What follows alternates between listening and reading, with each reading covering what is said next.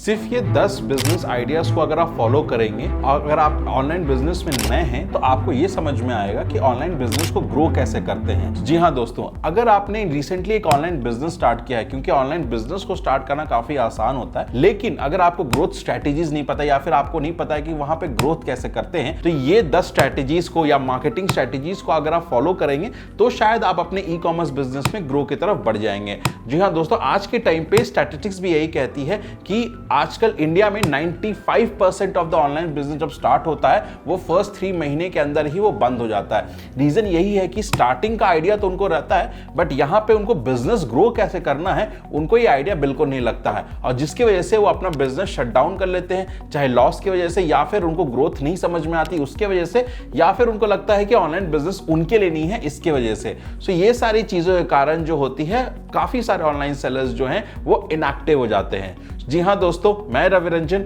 आपका big facts YouTube channel पे फिर से स्वागत करता हूं। तो चलिए शुरू करते हैं। तो सबसे पहला टॉपिक है रील्स मार्केटिंग। जी हाँ दोस्तों, आप सभी को पता है आज के टाइम पे रील्स कितना ट्रेंडिंग है और रील्स कितना ट्रेंडिंग हो सकता है। आज के टाइम पे स्टैटिस्टिक्स के अनुसार 3.5 बिलियन यूजर्स है वर्ल्ड वाइड रील्स के। तो आप समझ सकते हैं, और ये इनफैक्ट और ग्रोइंग ही हो रही है, तो आप समझ सकते हैं कि रील्स का आजकल पावर इंपैक्ट कितना ज्यादा हो सकता है। आप अपने बिजनेस के रिगार्डिंग रील्स बना सकते हैं, ऑनलाइन प्रोडक्ट्स के रिगार्डिंग रील्स बना के आप उसको प्रमोट कर सकते हैं, जिससे आपका बिजनेस जो है वो काफी ज्यादा ग्रो कर सकता है। तो जब भी आप अपने प्रोडक्ट्स या बिजनेस के लिए रील्स बना रहे हैं तो कुछ गाइडलाइंस का आप 100% फॉलो करें, तभी आपकी रील्स जो है इफेक्टिव रहेगी। अगर आप रील्स बना रहे हैं, काफी सारे लोग के जो रील्स होते हैं वो इनकम्प्लीट होते हैं। जी हाँ, तो अगर आपको कंप्लीट रील बनाना है तो ये सारे स्टेप्स को आपको फॉलो करना पड़ेगा। सबसे पहले हुक स्टेप। हुक स्टेप का मतलब होता है कि फर्स्ट 3 सेकेंड्स के अंदर आपको अपने प्रोडक्ट या सर्विसेज या फिर ऑनलाइन डिजिटल प्रोडक्ट्स के बारे में आपको नॉलेज देना है। दूसरा चीज जो होता है, उस रील का थंबनेल जो है इतना कैची रहना चाहिए कि लोग उसको देख के उनको जिज्ञासा रहे कि ये किस चीज का रील है, उसको क्लिक जरूर करें।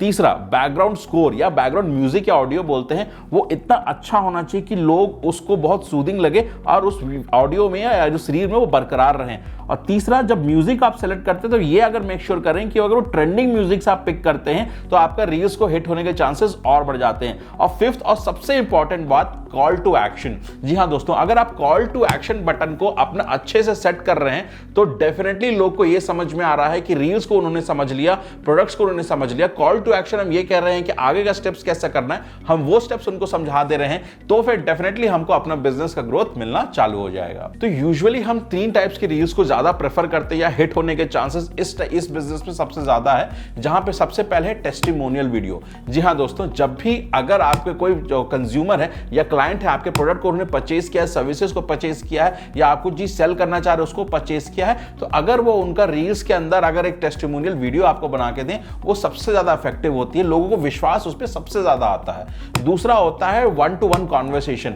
अगर आप किसी कस्टमर से अपने ऑफलाइन स्टोर पे 1-to-1 कॉन्वर्सेशन कर रहे हैं या फिर उनके साथ वीडियो कॉल पे आप कॉन्वर्सेशन करके प्रोडक्ट्स उनको शो कर रहे हैं और उनको प्रोडक्ट काफी इंटरेस्टिंग लग रहा है, तो अब ये सारी को भी आप इसको रील्स बना के आप उसको प्रमोट कर सकते हैं। और तीसरा जो होता है वो ट्रेंडिंग रील्स, मतलब अक्सर टाइम पे रील्स जो होती है, चाहे म्यूजिक के वजह से या फिर क्रिएटिविटी की वजह से काफी ज्यादा ट्रेंडिंग होती है, जस्ट लुकिंग लाइक अ वाव की तरह। तो इसी टाइप का अगर आप अपना रील्स को हिट करना चाहते हैं तो उसी ट्रेंडिंग रील्स के अंदर अगर आप अपना वीडियो बनाते हैं तो डेफिनेटली आपको रील्स को काफी ज्यादा रीच मिलने की पॉसिबिलिटी होती है। जो दूसरा मार्केटिंग स्ट्रेटेजी है वो है ब्रांडिंग एंड पैकेजिंग। जी हाँ दोस्तों, अगर आप अपने ऑनलाइन बिजनेस को लेकर सही में सीरियस हैं तो आपको ब्रांडिंग एंड पैकेजिंग पे बहुत ही ज्यादा अच्छे से ध्यान देना होगा। आप जितना प्रोडक्ट पे ध्यान देते हैं, उसकी क्वालिटी पे आप ध्यान देते हैं, उसी तरह अपने ब्रांडिंग की क्वालिटी और पैकेजिंग क्वालिटी पे भी आपको उतनी ही इक्विवेलेंट ध्यान देनी। आज के टाइम पे हम लोग आज के टाइम पे 7 years plus of service provide कर रहे हैं ई कॉमर्स के प्लेटफॉर्म्स पे। तो जितने भी ई कॉमर्स कंसल्टेंट्स मिले हैं हमें अलग अलग प्लेटफॉर्म से, चाहे वो अमेजॉन हो, फ्लिपकार्ट हो, जियो मार्ट हो, अमेजॉन ग्लोबल प्लेटफॉर्म से, ईबे है, इन सारों लोगों का एक ही कहना है कि अगर आपके जो सेलर्स हैं वो अपने पैकेजिंग बहुत ही अच्छा रखते हैं, कस्टमर्स को उस तरह से पैकेजिंग मिल रहा है जैसे कि एक गिफ्ट की तरह उनको पैकेजिंग मिल रहा है, तो डेफिनेटली वो कस्टमर्स आगे जाके उस प्रोडक्ट को फिर से खरीदने का या उस ब्रांड में फिर से जाने की कोशिश जरूर करते हैं। इसलिए आप अपना ब्रांडिंग और पैकेजिंग का ध्यान जो स्पेशल दें कि बहुत ही यूनिक दिखना चाहिए, और कस्टमर को जब आपका प्रोडक्ट मिले तो वो जो स्माइल होती है, अमेज़न का लोगो इसलिए बना है कि जब भी प्रोडक्ट डिलीवर हो तो वो स्माइल दिखनी चाहिए, उसी बेस पे बना है, तो वो स्माइल बनी रहनी चाहिए कस्टमर पे। तीसरा जो मार्केटिंग स्ट्रेटेजी है वो है इंक्रीज योर रीपर्चेज। जी हाँ दोस्तों, अगर आप अपना रीपर्चेज को बढ़ाते हैं तो उतना ही आपका कॉस्ट ऑफ एक्विजिशन जो हम बात करते हैं वो कम होगा। आपको कॉस्ट ऑफ एक्विजिशन पैसा खर्च करने की टाइम जो या फिर जो अमाउंट है वो कम लगने लगेगा, क्योंकि अक्सर जो बिजनेस होता है वो दो तरीके से होता है, न्यू कस्टमर एक्विजिशन और रीपर्चेज, मतलब या फिर वो पुराने कस्टमर हमारा प्रोडक्ट फिर से खरीदें, इसी तरह से बिजनेस चलता है। तो अगर जो हमारा रीपर्चेज का जो कस्टमर्स है उनका जो रिटेंशन रेट है वो काफी हाई होगा, तो डेफिनेटली हमारा बिजनेस जो है अच्छा से स्केल करेगा। इसको आप 5 डिफरेंट सॉफ्टवेयर या 5 डिफरेंट टेक्निक्स को यूज करके अपने प्रोडक्ट्स को जितने से ज्यादा आप इंक्रीज करा सकते हैं, सेल्स करा सकते हैं, जो एग्जिस्टिंग कस्टमर उनको रीपर्चेज करा सकते हैं, आप वो कर सकते हैं। तो सबसे पहला आता है व्हाट्सएप, दूसरा जो होता है एसएमएस, तीसरा होता है ईमेल मार्केटिंग, चौथा जो होता है वो पुश नोटिफिकेशन। आप ये सारे चीजों के हेल्प से अपने एग्जिस्टिंग कस्टमर को कोई भी नया चीज आप भेज सकते हैं, कोई नया प्रोडक्ट आपके सर्विसेज है वो भेज सकते हैं, एक फोमो क्रिएट कर सकते हैं। फोमो मतलब fear of missing out create कर सकते हैं कि अगर आप इस टाइम पे इस प्रोडक्ट पे इन्वेस्ट नहीं किए या फिर इस सर्विसेज को यूज नहीं किए, कल को जाकर सर्विसेज की प्राइस हैवी हो सकती है या फिर वो सर्विसेज एक लिमिटेड टाइम के लिए है, तो आप ये सब क्रिएट कर सकते हैं अपने रीपर्चेज के लिए। जो चौथा स्ट्रैटेजी है, जी हाँ, वो व्हाट्सएप मार्केटिंग। जी हाँ दोस्तों, आज के टाइम पे आप सभी को पता है व्हाट्सएप मार्केटिंग ई कॉमर्स के लिए कितना ही ज्यादा बून बन के आया है। मतलब ये ई कॉमर्स को कितने अच्छे से ग्रो करने में हेल्प कर रहा है व्हाट्सएप मार्केटिंग, जिसका आपको कोई आइडिया भी नहीं है। व्हाट्सएप मार्केटिंग की वजह से अगर जो लोग शॉपिफाई से भी बिजनेस कर रहे थे उससे ज्यादा इफेक्टिव व्हाट्सएप मार्केटिंग आज के टाइम पे हो चुकी है, जहां पे आप अपने कस्टमर्स को, चाहे वो आपके कस्टमर्स हो या ना हो, या आपके लिए वो हमेशा हॉट लीड्स हो, आपके प्रोडक्ट्स के रेंज के लिए कस्टमर्स हो, बट आप अपने अलग अलग कस्टमर्स पे अपने अलग अलग प्रोडक्ट्स को शोकेस कर सकते हैं। किसी भी दिन हो सकता है किसी प्रोडक्ट को आपके जो प्रमोशंस किए हुए, जो आपने मैसेजेस भेजे वो उनको हिट कर सकते हैं, वो आपसे प्रोडक्ट ले सकते हैं। तो व्हाट्सएप मार्केटिंग से भी आप अपने ब्रांड बिल्डिंग के लिए बहुत ही इफेक्टिव यूज है, तो आप उसको डेफिनेटली यूज करें। अगर आप बिजनेस वाइज जाएंगे तो आपको व्हाट्सएप बिजनेस एपीआई का भी आप इस्तेमाल कर सकते हैं, जिससे आपको और भी ज्यादा फैसिलिटीज मिलती है व्हाट्सएप मैसेजेस को अलग अलग लोगों को या बल्क में लोगों को मैसेजेस भेजने के लिए। तो अक्सर लोग क्या करते हैं, जब भी अपना ऑनलाइन बिजनेस स्टार्ट करते हैं तो या तो वो ई कॉमर्स प्लेटफॉर्म्स को सेलेक्ट करते होंगे, सिर्फ अमेजॉन, फ्लिपकार्ट, जियो मार्ट, मीशो और भी, या तो फिर वो वेबसाइट पे क्रिएट करते होंगे, या तो फिर हो सकता है वो सोशल मीडिया, फेसबुक और इंस्टा पे अपना कैटलॉग्स बना के सेल करने की कोशिश करते होंगे। तो ये सारी चीजें अगर आप कर रहे हैं एक साथ, बहुत अच्छी बात है। अगर आप किसी एक चीज में फोकस कर रहे हैं तो डेफिनेटली ये भी रॉन्ग है आपके बिजनेस के लिए। आपको हमेशा ये मेक श्योर करना पड़ेगा कि आप तीनों बिजनेस मॉडल जो है उस बेसिस पे अपना बिजनेस कर रहे हैं। सबसे पहला बिजनेस मॉडल जो होता है वो होता है D2C, जहां पे आप कस्टमर को डायरेक्ट अपनी ब्रांड्स को पहुंचा रहे हैं। दूसरा जो तरीका होता है वो है B2B, मतलब आप बल्क में अपने डिस्ट्रीब्यूशन सेंटर को क्रिएट कर रहे हैं और बल्क में अपने प्रोडक्ट्स को सेंड कर रहे हैं। और तीसरा जो होता है वो होता है B2R होता है बिजनेस टू रीसेलर्स। आप अपने प्रोडक्ट्स को किसी और को भी देते हैं जो कि सामने जाके आपके प्रोडक्ट्स को सेल करते हैं। तो ये भी एक स्ट्रैटेजी है जहां पे आप अपना मार्केटिंग स्ट्रैटेजी को यूज कर सकते हैं। आपको तीनों बिजनेस मॉडल में आना होगा, तभी आप अपने ऑनलाइन बिजनेस को हिट करने का आप एक लॉन्ग टर्म गोल सेट कर सकते हैं। जो 7वां स्टेप है वो है इन्फ्लुएंसर मार्केटिंग।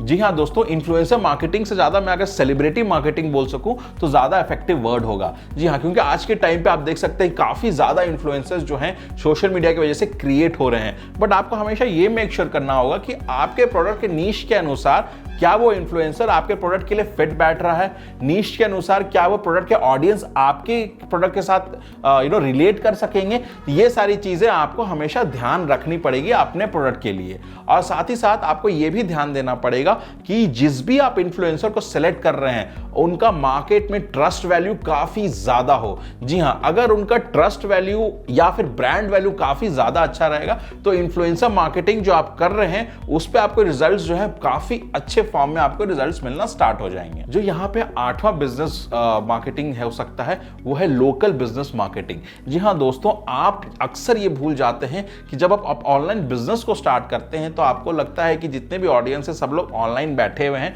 मुझे इनको ही फोकस करना है। जी हाँ दोस्तों, बट आप ये भूल जाते हैं कि आपके पास अभी भी इंडिया में ऑफलाइन डिस्ट्रीब्यूशन सेंटर इतना स्ट्रांग है कि आप अपने बिजनेस को वैसे भी आप बूम कर सकते हैं। आपका one of the revenue wings offline market भी हो सकता है। जी हाँ दोस्तों, तो आपको हमेशा ये मेक श्योर करना है आप अपने बिजनेस को ऑनलाइन तो सेट कर ही रहे हैं, साथ ही साथ अपने ऑफलाइन सेक्टर्स में भी काफी अच्छा डिस्ट्रीब्यूशन नेटवर्क सेट कर सके ताकि आपके प्रोडक्ट्स जो है ऑनलाइन और ऑफलाइन दोनों में अच्छा कर सके। जो 9th यहाँ पे मार्केटिंग स्ट्रेटेजी है वो है फेसबुक पिक्सल ट्रैकिंग। ये बहुत ईजी एग्जांपल मैं आपको बता सकता हूँ। बहुत सारे चीज पे जब या फिर बहुत सारे वेबसाइट पे या प्रोडक्ट्स पे आप किसी को सर्च करते हैं अपने गूगल सर्च या सर्च इंजन के थ्रू, तो अक्सर ये बात होता है, या फिर किसी वेबसाइट पे जाके उनका प्रोडक्ट्स देखते हैं या फिर मूव आउट कर जाते हैं, अक्सर ये बात होती है कि फिर आप अगले किसी नेक्स्ट स्टेप से जा रहे हैं, मतलब आप किसी सोशल मीडिया साइट को खोल के बस ऐसे ही उसको ब्राउज कर रहे हैं या किसी और वेबसाइट पे गए, तो आपको वो प्रीवियस प्रोडक्ट्स की वेबसाइट अक्सर जो है यहाँ पे राइट या लेफ्ट कॉर्नर्स पे आपको क्लिक होते हुए दिखते रहेगी, मतलब आपको उसका एड शो होते दिखते रहेगा। जी हाँ दोस्तों, ये होता है फेसबुक पिक्सल ट्रैकिंग, जहां पे आपके इंटरेस्टेड प्रोडक्ट्स को फेसबुक क्या करते हैं, वो हमेशा अलग अलग वेबसाइट्स पे, एफिलिएट वेबसाइट्स पे शो करने की कोशिश करते हैं, जिससे जो है आखिरकार आप वो प्रोडक्ट से इंप्रेस होकर एटलीस्ट उस प्रोडक्ट के पेज पे तो डेफिनेटली जा सकते हैं, और अगर आपको प्रोडक्ट पसंद आए तो डेफिनेटली आप उसको परचेज जरूर कर सकते हैं। ये भी एक बहुत ही इफेक्टिव स्ट्रैटेजी हो गई है, जहां पे आपको वही प्रोडक्ट ही दिखाया जाएगा बार बार जिसको प्रोडक्ट आपने सर्च किया, सो दैट आप किसी दूसरे प्रोडक्ट के बारे में सोचे ही ना। और 10th और सबसे इफेक्टिव तरीका, या फिर इस चीज को काफी लोग फॉलो करते हैं, वो है गूगल मार्केटिंग। जी हाँ दोस्तों, गूगल का जो सर्च एड्स है, गूगल का जो डिस्प्ले एड्स है, गूगल को यूज करके आप जो एड्स क्रिएट कर सकते हैं वो बहुत ही इफेक्टिव होती है। आज के टाइम पे हम सभी को पता है, हम लोग ने Google my ads, Google my business पे, गूगल एडवर्ड्स पे हम लोग ने पूरा एक ऑनलाइन कोर्स ही फ्री में हम लोग ने यहाँ पे अपनी यूट्यूब चैनल पे उसको किया है। आप प्लीज उसको जरूर देखें, तो डेफिनेटली आपको समझ में आएगा कि गूगल माई बिजनेस या फिर गूगल एड्स का क्या फायदा होता है। तो डेफिनेटली इस स्ट्रैटेजी, अगर प्रोडक्ट वाइज पे अगर हम बात करें, तो आप गूगल एड्स का सर्च एड्स और गूगल एड्स का डिस्प्ले एड्स को आप यूज करके अपने प्रोडक्ट को अच्छे तरीके से आप एडवर्टाइज कर सकते हैं, उसकी मार्केटिंग इफेक्टिव वे से कर सकते हैं, और साथ ही साथ अपने जो ऑडियंस है उनका ये रीच बहुत अच्छा कर सकते हैं। सो ये बहुत ही इफेक्टिव है। जब भी आप प्रमोशंस या मार्केटिंग स्ट्रैटेजीज को सोचते होंगे, कभी भी आप गूगल को उस स्ट्रैटेजीज से बाहर नहीं रख सकते हैं, वो हमेशा आपकी स्ट्रैटेजी के अंदर ही रहेगा। सो दोस्तों, उम्मीद करता हूं आपको ये सारे 10 जो मार्केटिंग स्ट्रैटेजीज बताए आपको पसंद आए होंगे, आपको समझ में भी आए होंगे कि अगर आप एक ऑनलाइन सेलर है तो आपको कैसे अपने बिजनेस को ग्रो करना है, जिससे डेफिनेटली आपके बिजनेस को लॉन्ग टर्म सेल्स आना शुरू होगा। शॉर्ट टर्म गोल्स को लेके कभी मत जाइए, डेफिनेटली आपको हमेशा डिसअपॉइंटमेंट ही होगा, क्योंकि शॉर्ट टर्म गोल्स पे कभी भी बिजनेस जो है स्टैंड नहीं करता है।